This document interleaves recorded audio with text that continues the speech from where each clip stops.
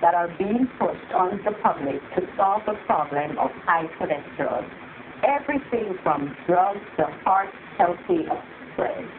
Today, we are going to be discussing the topic of cholesterol and what really is heart-healthy and what is not. My guest is Carol Purcell, and she's back in the studio to impart some more valuable information for your good health. Carol, welcome back to join our show. I've let you know Carol's my sister, okay? Can you tell? Say heart healthy 10 times in a row. Carol, what is the function of cholesterol in the body? Cholesterol, okay, it's gotten a bad rap. The truth about it is that we have billions of cells in our body, and every single cell uses cholesterol. The brain uses 25% of the cholesterol that we have. The communication between the nerves and the brain, that's the cholesterol through the synapses. And here's something interesting to know. They found a link between cholesterol that's below 200 to be linked to multiple sclerosis and violent crimes. Criminals have cholesterol lower than 200. So every single organ in our body uses cholesterol. The liver uses it to produce bile for digestion. So when someone tells you to lower your cholesterol below 200, that's such a good idea. You want to keep your ratio right, not so much the total number. So you kind of figured that if you have multiple sclerosis, you're a baddie. What are statin drugs, are statin drugs harmful, and if so, why? Statin drugs are very dangerous. They're dangerous because what they do is they can cause liver damage. They can cause acute acidity in the body. They cause the arteries to become thin. The reason your body produces cholesterol is to patch up thin arteries a lot of times. And so when you strip that away, you're putting yourself in danger of heart attack and cancer. In my family, we found that it causes cancer. My mother died after being put on a statin drug, and shortly thereafter, there was class action suit against that particular pharmaceutical company about that statin drug, but my mom was already dead. Carol, how and why does fat build up in arteries? Well, it builds up over time gradually. It could be any number of reasons.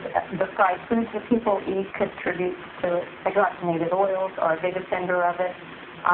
But mainly because when the arteries get thin, the body's way of protecting itself from, rupturing the arteries is to patch it with cholesterol, which makes sense. But when we talk about cholesterol, we really need to remember that it is not the body needs it, and lowering it too low is just as dangerous as having something that they consider too high. Can hardening of the arteries be treated without the use of toxic substances? Absolutely. There are so many wonderful products that work to clear out the arteries. There's one product that I used when my cholesterol, according to the doctor, was too high, so I figured I'd, pacify him and take something. I took something called Artery Clear. It was nothing but herbs and vitamins, and in a month, everything was clear again. I use niacin to keep my cholesterol in a good range so that the ratio of good cholesterol, the HDL to the LDL, is where it should be, and it's always perfect. So yes, you do not have to go on a statin drug, and any doctor that tells you you're going to die without it, I kind of question his motives, because we're now seeing that the pharmaceutical industry is paying doctors to push drugs. Carol, explain how people can avoid cardiovascular problems. Get moving. That's the bottom line. Watch what you eat. Don't eat fried food. Get moving. Watch what you eat. Lots of toxins. Choose some fruits and vegetables. Choose your food wisely, and sit off the couch. We are not meant to be sitting around like a beetle. That's why you get move. Get the blood pumping. That's what you need to do. You do not need statin drugs. You really don't. You just need to live life the way God intended us to live it.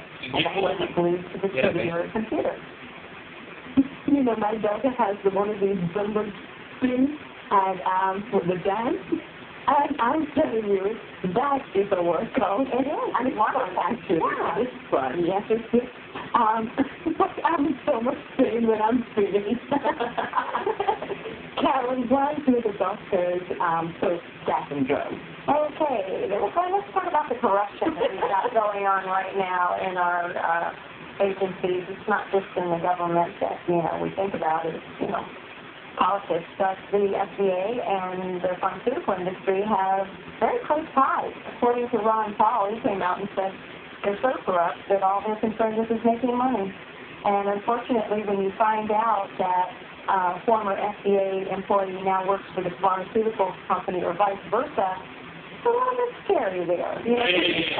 You have to be your own judge, your own advocate, and know that when a doctor says you have to take statin drugs, question it. Don't just blindly accept drugs. That's one thing I appreciate the internet for, because, now you can do your own research. You don't have to be dependent or to be dependent on doctors. You can, because you have to be in charge of your life. There we go. Absolutely. You have to be. And the internet is going to be the downside of that. I think so. Statins are sometimes referred to as piggyback drugs. What does this mean? Well, as I said before, when you take a statin, it restricts the arteries of the cholesterol. The cholesterol may have been there to patch your arteries because they were weak. Once you take that away, your blood pressure goes up. So you go to the doctor and you say, I don't feel right. He takes your blood pressure. It's very easy blood pressure medication. So from the statin, you now need blood pressure medication, and from the statin, you may have muscle pain, so they give you a painkiller for that. So it's a piggyback drug. Wow. What can a person do to achieve a good ratio between HDL and LDL? Fruits and vegetables. Here we go again. You've got to eat right, and you've got to, if you have problems and that doesn't work for you, the exercise and the diet, you can add niacin has no side effects except for the fact that it does cause a flush. So what I use is Tylenol niacin, and it's over the day, and it's perfect. There's no problems with it. You get your blood checked, and make sure that everything's okay, and it's safe. So yeah. What I found with carrot is that there's some fruits and some vegetables that I don't eat. I cannot eat. I will not eat. But I have this juicer, and everything that I will not eat, I mix it up in that juicer, and it makes for good drinking. And I hide mine in an avocado. I'll throw an avocado in a blender with some tomatoes, whatever vegetable I don't want to eat, I hide it in there, and then I'll eat it with crackers or something. So there's always a way around it. There we go. And you're eating it raw. You're getting the raw stuff. There we go. Carrot, in spite of all the class action fruit, there is side effects and thousands of complaints to the FDA, the agency that is supposed to protect us.